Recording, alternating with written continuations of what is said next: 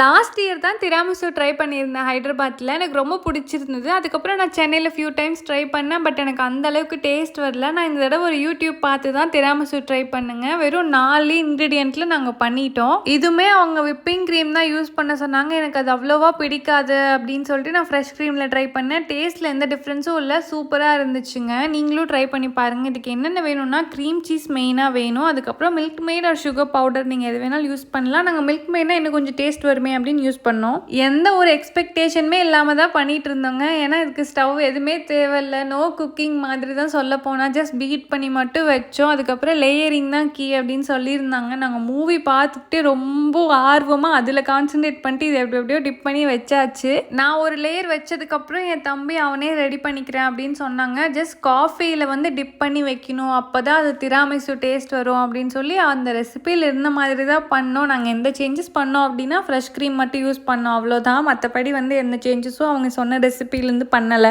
நான் ஒரு சின்ன மிஸ்டேக் மட்டும் பண்ணிட்டேங்க. நல்லா செட் ஆனதுக்கப்புறம் கொக்கோ பவுடர் டஸ்ட் பண்ணியிருந்தேன் அப்படின்னா அது அதே கலரில் இருந்திருக்கும். நான் என்ன பண்ணிட்டேன்னா ஃபுல்லாக டஸ்ட் பண்ணி அதுக்கப்புறம் செட் பண்ண விட்டுட்டேன். மற்றபடி வந்து எந்த குறையுமே இல்லை, அவ்வளோ சூப்பராக இருந்துச்சு. இது ஒரு மஸ்ட் ட்ரை ரெசிபி. ஏன்னா யாருமே ஈஸியாக பண்ணிடலாங்க, எந்த ஒரு காம்ப்ளிகேஷனுமே இதில் கிடையாது. பட் அந்த லேடிஸ் ஃபிங்கர் பிஸ்கெட் மட்டும் நாங்கள் யூஸ் பண்ணல, அதுக்கு பதிலாக மாரி பிஸ்கெட்டே யூஸ் பண்ணோம். என் தம்பி வந்து ஐஸ்கிரீம் சாண்ட்விச்லாம் பண்ணி கூட சாப்பிட்டு பார்த்தான். எப்படி பண்ணாலுமே அது அவ்வளோ சூப்பராக இருந்தது. நாங்கள் காலியே பண்ணிட்டோம் சொல்லப்போனால்.